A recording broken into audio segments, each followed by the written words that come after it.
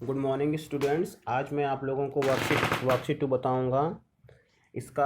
अब देखिए वर्कशीट 2 में जो भी डिवीज़न है वो मोनोमियल से है।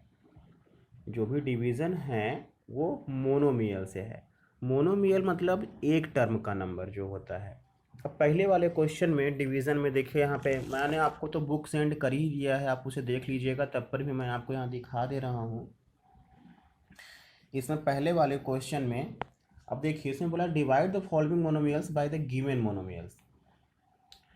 अब जैसे पहला ही क्वेश्चन है उसमें लिखा है 6x³ बाई 3x²।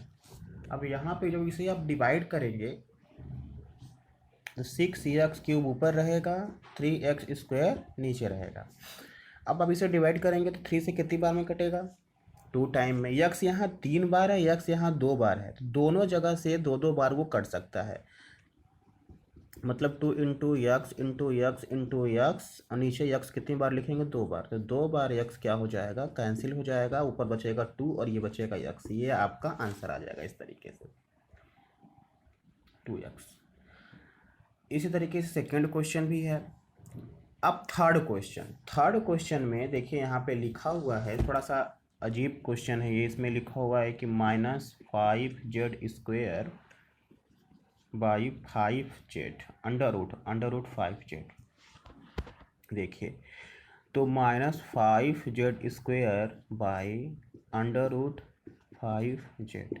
आपको मैं एक चीज़ बता दूं, बहुत ध्यान से समझिएगा। जैसे कोई नंबर लिखा है, 2 लिखा है, तो 2 को हम लोग 2 बार रूट में करके लिखेंगे तो 2 ही आएगा। ठीक।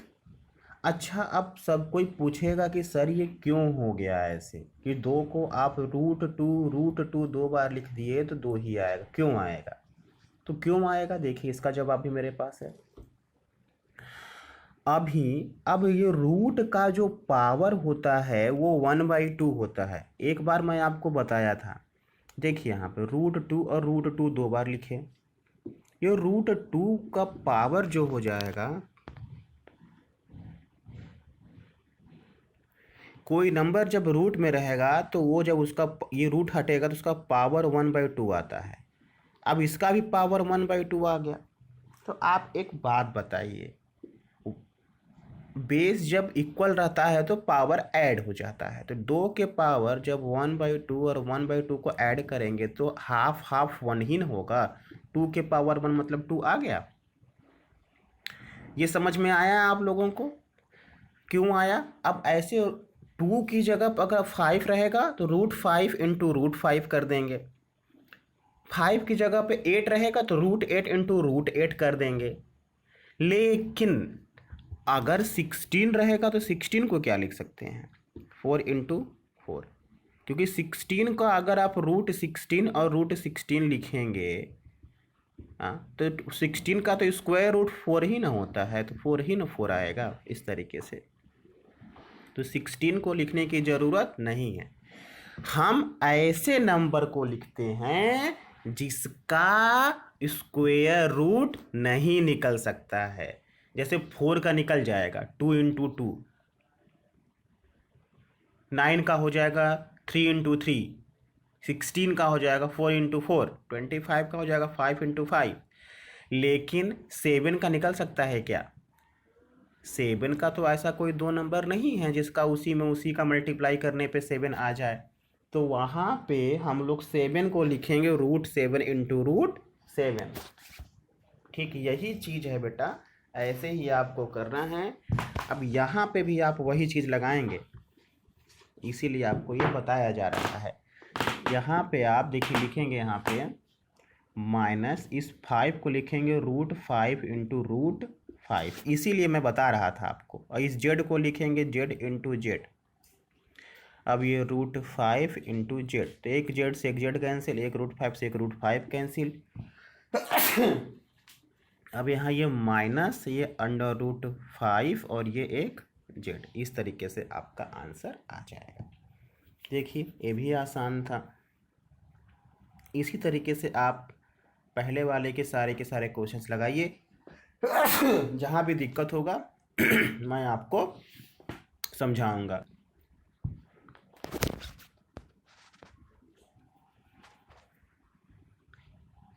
अब इसके बाद हम लोग करेंगे क्वेश्चन नंबर 2। क्वेश्चन नंबर 2 में देखिए, क्वेश्चन नंबर 2 में 4 क्वेश्चन दिए हुए हैं। मैं आपको सबसे पहले पहला ही क्वेश्चन बताता हूँ।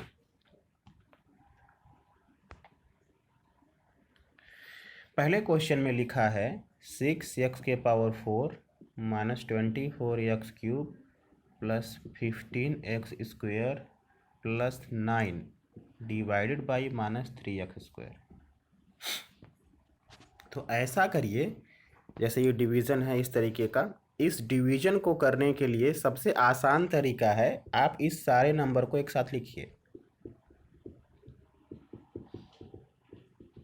ऊपर इन सब के नीचे रहेगा ये -3x²।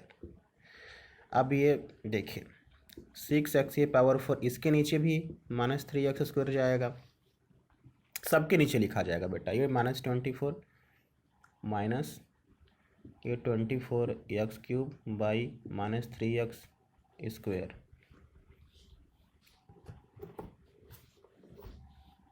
ये प्लस 15x² बाई -3x²। ये प्लस ये 9 बाई -3x²। अब ये देखिए 3 काटेगा इसको 2 बार में। यक्स यहाँ 4 बार है, यक्स यहाँ 2 बार है। तो ऊपर अगर आप 4 बार लिखेंगे तो उसमें से 2 जो है इस 2 से कैंसिल हो जाएगा, तो ऊपर 2 बचेगा और ये माइनस चला जाएगा यहाँ सामने, -x² हो गया। ये माइनस माइनस मिलके क्या हो जाएगा प्लस। ये कटेगा कितनी बार में 8 बार में। देखिए यहाँ 2 बार लिखा है, यहाँ 3 बार लिखा है x। तो 2 बार जब कैंसिल होगा तो एक यहाँ बचेगा 8x। यहाँ प्लस माइनस माइनस 3 5 ज़ा 5, ये भी x², ये भी x² कैंसिल हो गया, कैंसिल ख़त्म। अब यहाँ देखिए ये हो जाएगा 3 और ये प्लस माइनस माइनस 3 ऊपर x² नीचे। इस तरीके से ये आपका आंसर आ जाएगा। ऐसे ही आपको करना है इस क्वेश्चन को। आसान है, इजी है, आराम से करिए, कोई दिक्कत नहीं होगा। ना समझ में नहीं आएगा पूछ लीजिएगा। अब इसके बाद एक और क्वेश्चन इसका मैं आप लोगों को बता दूं।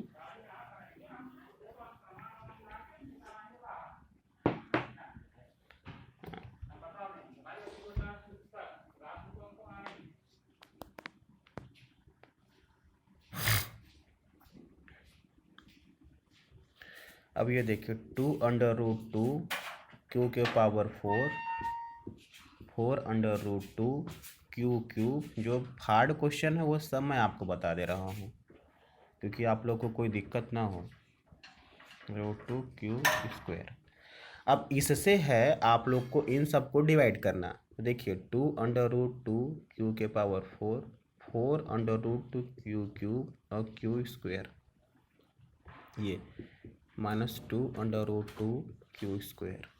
अब देखिए ये इसके नीचे इसके नीचे इसके नीचे 2√2 Q⁴ by -2√2 Q², 4√2 Q³ by -2√2 Q² plus Q² by -2√2 Q²। 2 ये माइनस बचेगा और ये कैंसिल होकर Q² आएगा। प्लस माइनस माइनस ये √2 कटेगा, ये कट के 2 Q आएगा क्योंकि एक यहाँ पे 2 बचा इसलिए क्योंकि ऊपर 4 है, घटाएंगे तो 2 ही बचेगा, यहाँ घटाएंगे तो 1 ही बचेगा। Plus minus minus. अब देखिए यहाँ घटाएंगे तो कुछ सब दोनों पूरा कैंसिल हो जाएगा, तो ऊपर क्या बचेगा 1 और नीचे बचेगा 2√2। ये आपका आंसर हो गया। इस तरीके से आप क्वेश्चन लगाएंगे तो आपका आंसर आएगा। इस तरीके से आपको करना है क्वेश्चन, देख लीजिए।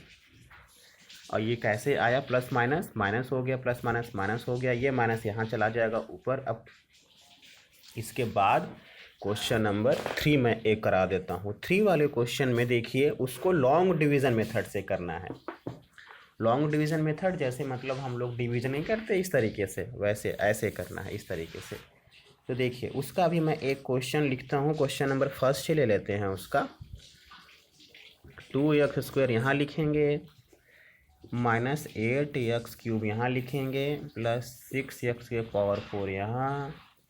अब देखिए इसको स्टैंडर्ड फॉर्म में लिख के करना है, ये स्टैंडर्ड फॉर्म में अभी है नहीं। देखिए ये पहले पावर 3 है, फिर पावर 4 है, फिर यहाँ पावर 1 है। सबसे पहले सबसे बड़ा पावर,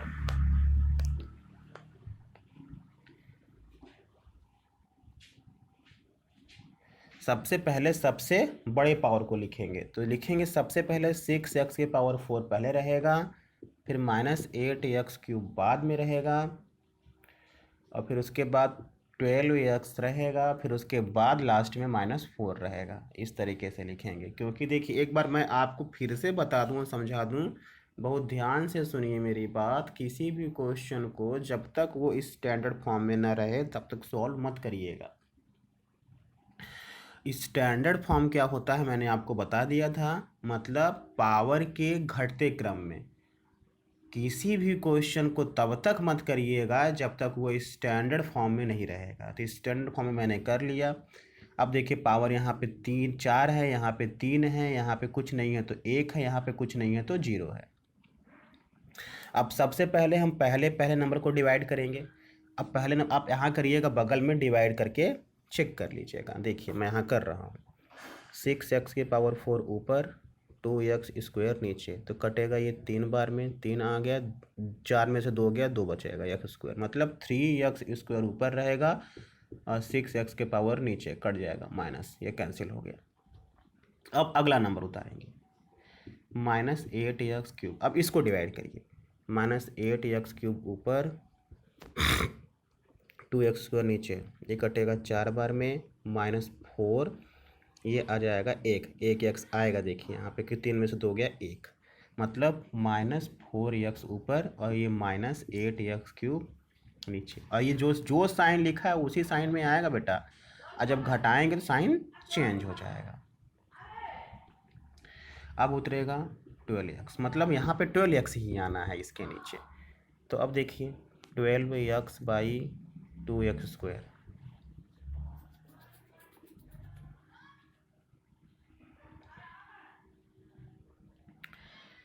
तो एक बात मैं आप लोग को बताना चाहूँगा यहाँ पे कि पावर अगर घट गया यहाँ पे, जब यहाँ पे पावर कम होने लगे यहाँ से, तो वहीं पे हमारा क्वेश्चन छूट जाता है। उतने पे ही हम उस क्वेश्चन को छोड़ के रख देंगे। मेरे कहने का मतलब ये हुआ कि देखिए यहाँ पे x लिखा है, यहाँ पे x² लिखा है, तो अगर यहाँ का पावर ज़्यादा है, यहाँ का पावर कम है, तो वहीं पे आपका जो डिवीज़न है वो ख़त्म हो जाएगा। तो ये 12x और इस -4 को भी यहीं का क्या करिए, उतार दीजिए। ये आपका पूरा के पूरा क्या हो जाएगा, रिमाइंडर हो जाएगा। ये आपका कोसेंट हो जाएगा इस तरीके से। अब समझ में आ गया होगा आप लोगों को।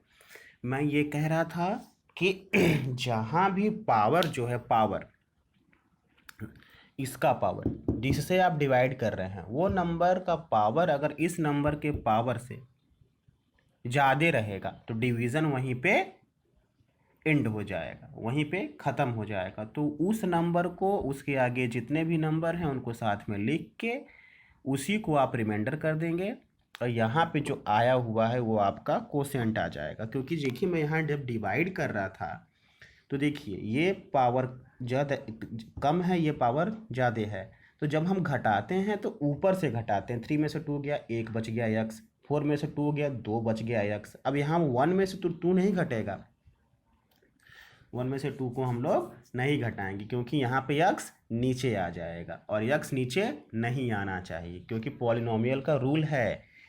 क्योंकि पॉलिनोमियल में ये कहा जाता है, मैंने आपको कल ही बताया था, कि जो पावर रहता है वो एक पॉजिटिव इंटीजर होता है। तो पॉजिटिव इंटीजर तभी होगा जब वो बड़े पावर में से छोटे पावर को घटाएंगे तभी होगा, नहीं तो ऐसे नहीं होगा। इस तरीके से आप क्वेश्चंस लगाइए।